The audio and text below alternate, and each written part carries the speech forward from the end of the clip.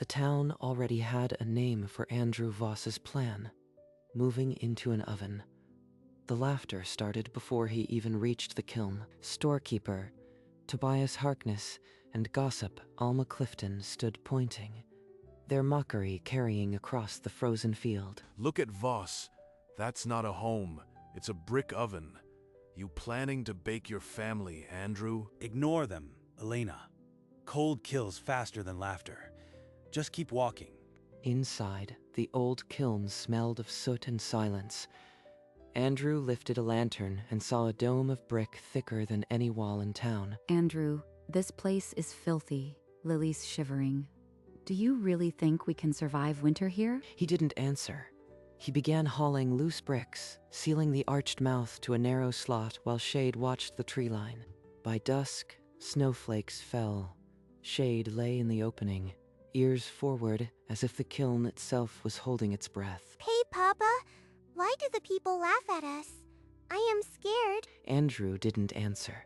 He lit a fire no bigger than a hat box. The curved brick seemed to lean in and hold it.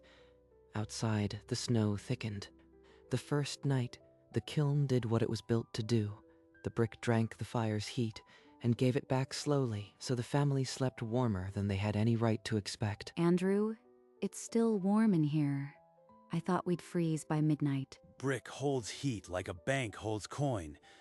You feed it a little, and it pays back all night. He stacked more bricks across the mouth, narrowing the door. The colder the world, the smaller he made the opening. Shade never moved from the opening. Snow piled against the bricks, sealing the cracks. By midnight, the air inside was still and warm. Papa, my hands are warm.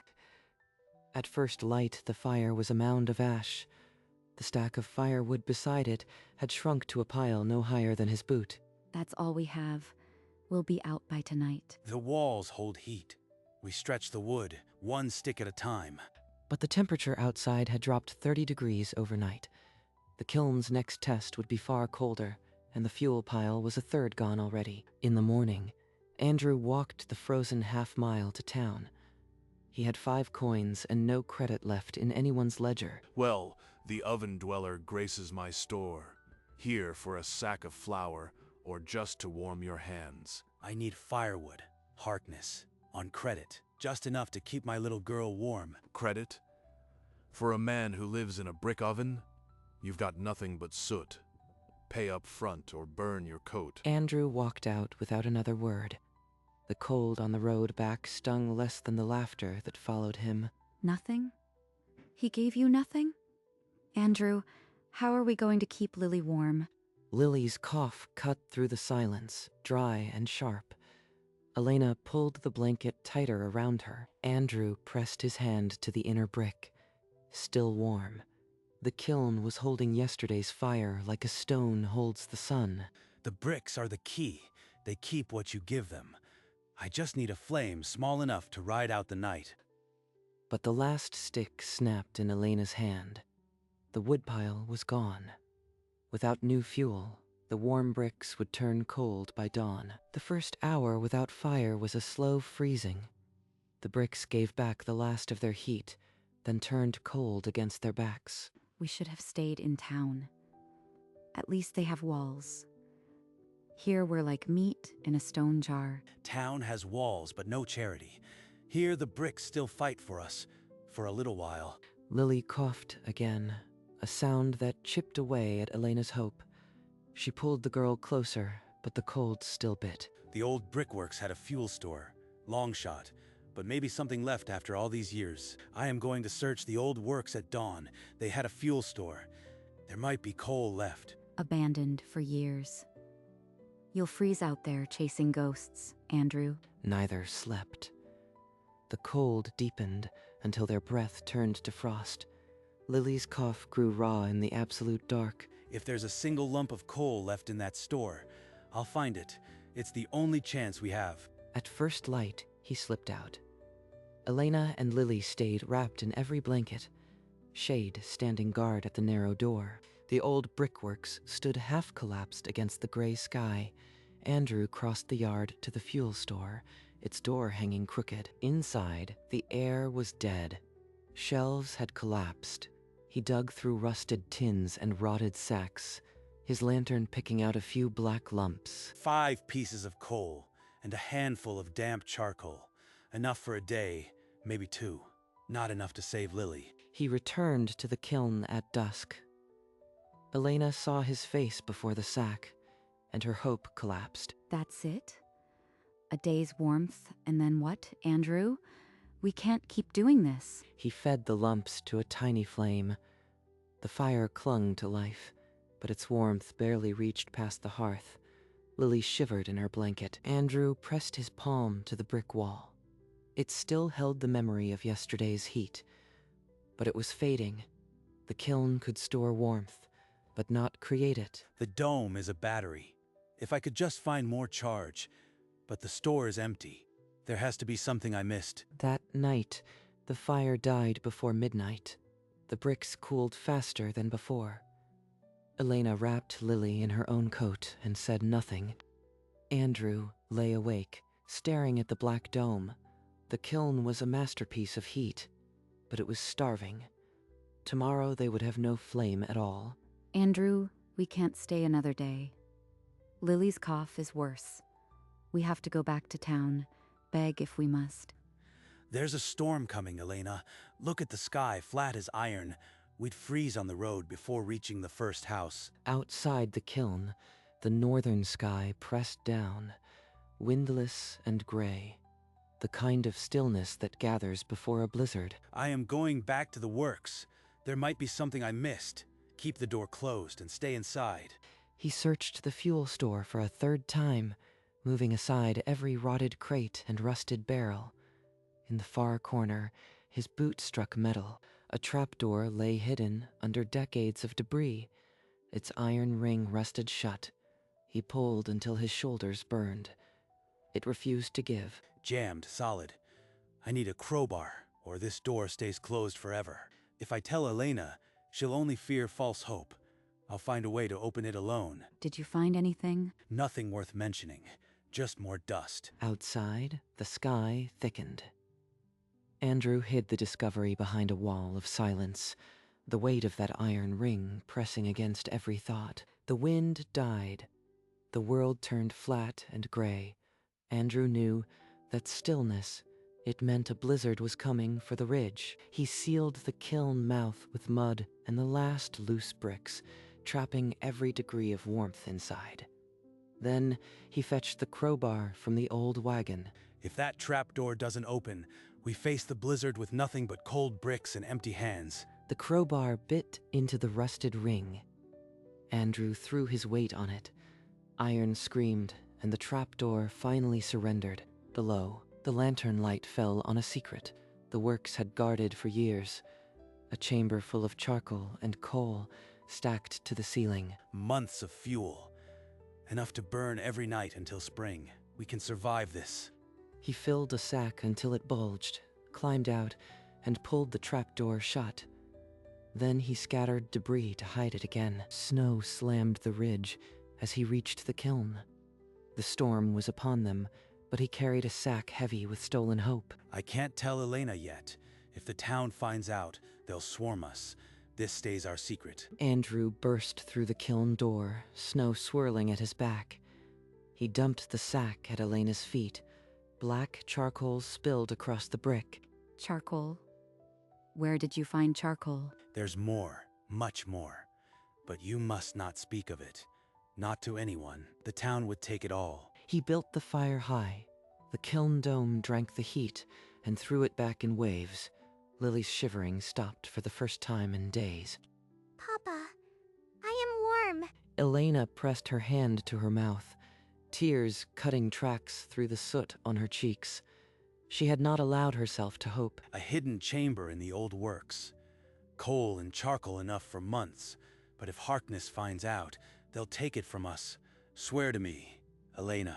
I swear it. For Lily. No one will know. Outside, the blizzard hammered the ridge. Snow buried the kiln to its shoulders, but inside, the brick dome cradled a pocket of still, living warmth. The Voss family was no longer freezing. They were hidden, warmed by a secret that could save them or destroy them if it ever got out. The blizzard stormed for 2 days. When it broke, the kiln sat warm and half buried, a beast that had weathered the worst. Twice more, Andrew slipped out to the hidden chamber, returning with bulging sacks. The family had more fuel than they dared burn at once. In town, Mac Donovan searched his frozen yard, hands blue, his wood bin empty.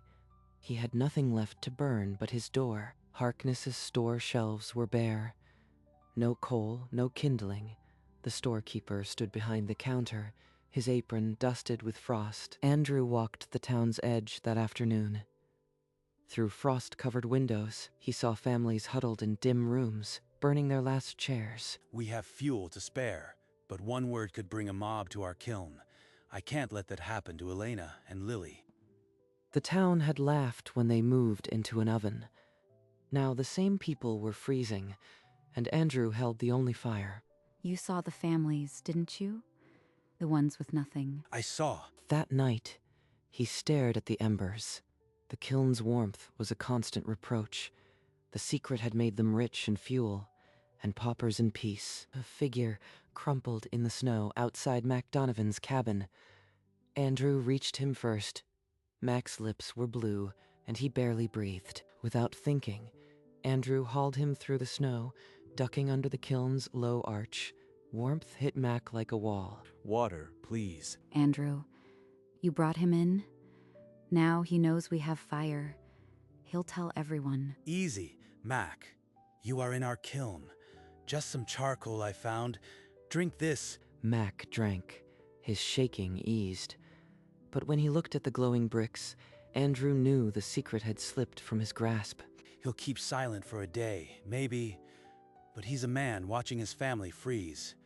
How long can silence hold? Elena, I can't watch them freeze. I'll leave charcoal on doorsteps at night, just enough to keep a child awake. And if they follow the tracks back to us? If they take it all? What happens to Lily then? Andrew had no answer. But that night he filled a small sack with charcoal and left it on the Donovan doorstep, the first of many secret gifts. By morning, word spread of an angel leaving charcoal on doorsteps. Alma Clifton wept when she found hers. Tobias Harkness counted nothing in his store. The town begged for fuel he didn't have. Furniture burned. Spinning wheels burned. The kiln's thin smoke asked a question. No one dared answer. People watched the kiln now. They saw the smoke and remembered the mockery. How was the Oven family still alive? They're looking our way, Elena. Harkness asked Mac how we're faring. Then stop the deliveries. If they trace the charcoal here, they'll tear this place apart. I can't stop. Mac's boy coughs like Lily did. I'll be more careful. He moved on, moonless nights, tracks a tight stitch from the old works to a dozen frozen doors. Whispers called him the charcoal ghost. No one guessed it was a man who remembered freezing. Harkness stared at the kiln's smoke and wondered what an oven might be hiding. By midday, the sky turned flat iron again. The weather sense in Andrew's bones told him a worse blizzard was hours away. In the town hall, Harkness faced a shivering crowd. There's no wood, no coal, nothing. We'll freeze in our beds tonight. The Kiln family is still alive. They've got smoke rising every day. Maybe they know something we don't. Then we go ask Voss how he's keeping warm. If he's burning something, we have a right to know. Andrew was already packing the kiln with charcoal, the dome radiating heat. He pulled the last loose brick into place and turned to Elena. They'll come, Elena. When the storm hits, I won't turn anyone away again. If they find out, so be it. Elena looked at the cache, sacks piled to the arch, and tightened her shawl. Then, we'd better build the fire high before they get here. The first gust slammed the ridge as the town delegation set out. Harkness led them, coats pulled tight, into the howling white. Inside, the kiln glowed like a heart buried in stone. Shade growled low, but Andrew put a hand on the dog's head. Not now, boy. A fist pounded on the kiln door as the blizzard screamed. Voss, open up. We need help. Andrew swung the door open. The delegation fell through the arch, half frozen, Harkness's face blue as a corpse. Voss, how are you alive? We thought. Their eyes found the fire, the glowing bricks, the sacks of charcoal. The warmth felt like a judgment. Get inside, all of you. There's heat enough for everyone. We'll sort the rest later. They stumbled in. Elena handed out warm cups. Lily dragged a blanket toward a smaller child, her cough gone. It's been you, the charcoal ghost. You saved my family. Doesn't matter. Take what you need. The storm won't wait for pride. Harkness saw the fuel stacked high and the woman he had mocked pouring warmth into cups. He couldn't lift his eyes. We were cold once too. Sit. As the blizzard screamed, the kiln's curved brick held the heat. For the first time, its purpose was no longer a secret. Andrew touched the warm brick dome. A kiln is built to hold fire for days. It doesn't care what you are baking, clay or cold feet. I called you a fool, turned away your family. Now mine is freezing because I sold my last wood for coin. Elena pushed a cup into Clifton's shaking hands. The gossiping woman said nothing, but her grip said enough. Here? My doll will keep you warm. Mac, take these men in charcoal sacks. Bring the family still in town, the ones with no fire left. Mac nodded. The man who had frozen in the snow now led a fuel train into the storm. Harkness, left by the fire, extended his hand to Andrew. It trembled. I was wrong, Voss. This oven is a palace. Let's get everyone warm, then we'll talk. By nightfall, the kiln sheltered more than 24 souls. The blizzard still screamed, but the dome's heat never flickered. The blizzard's last day was its loudest, yet children played tag around the fire, and Lily's laughter echoed off the brick. My doll's name is Clara. She's very warm tonight. Andrew fed the fire while Elena stirred a pot. The dome held the heat like a promise they had finally learned to trust. I misjudged you, Voss. This old oven is a palace compared to my frozen store. Structures built for fire understand it better than those built for wood. Harkness had no reply. He stared into the embers, the weight of his earlier words falling harder than the snow outside. Then the wind died. The kiln's constant shrieking faded, and a strange silence took its place. Andrew unsealed the entrance and pushed the door open. Sunlight cut through the dark like a blade. The blizzard was over. The kiln had held through the worst winter could throw. Outside, the snow sparkled under a clean blue sky. No one in the valley would mock an oven again. The townsfolk began the slow trudge home, arms full of charcoal. No one spoke of the old jokes. You saved my life, Voss. My family's life. We all did what we had to. Go home and get warm. Elena slipped her arm around Andrew as the last of them departed. She didn't need to say a word. Lily chased Shade through the snow, her cough gone. The old kiln framed her like a promise. The kiln stood empty now, but its warmth still soaked through the soles of their boots. Andrew looked at the dome, his last gamble. It had paid out heat enough to save a community. It was never an oven. It was a promise we just had to keep. Elena leaned her head on his shoulder. The sunset painted the kiln gold. For the first time since they'd left their old home, the Vosses weren't just surviving. They belonged. By the next market day, every customer in Harkness's store knew the story of the kiln. I was wrong about the Vosses. That brick dome kept 24 alive. Best built home in the valley. Alma Clifton walked to the kiln, carrying a sack of flour. She stood at the entrance like a penitent. I brought this for the children. I am sorry. Thank you, Alma. Come inside and warm yourself. Andrew gathered a small crowd by the kiln entrance. He placed his palm flat against the sun-warmed brick. Fire brick stores heat for hours. The kiln was built to bake clay for days. It does the same for a family. He showed them the hidden fuel store, the cache of charcoal the old works left behind. A gift from the past. The mockers had become students. The irony was plain. A structure made to hold fire was the safest place in the valley. No one laughed at the oven anymore. They only asked how to build one better. Andrew showed them at the kiln. Seal cracks, slow the draft, and heat stays. Pack every crack like a boat seam. Cold needs just a finger of space to steal warmth. That night, Andrew and Mac carried the last charcoal from the hidden cache. Each sack to a doorstep still aching with frost. I carried coal to families who'd given up. It felt like returning stolen mornings. By day, the valley shared labor. Axes bit wood for widows, broth steamed for the old. Elena walked through town with Lily. No whispers, only warm bread pressed into her hands. I'd forgotten how to walk without stairs. Now they see a neighbor. The kiln held its heat into spring.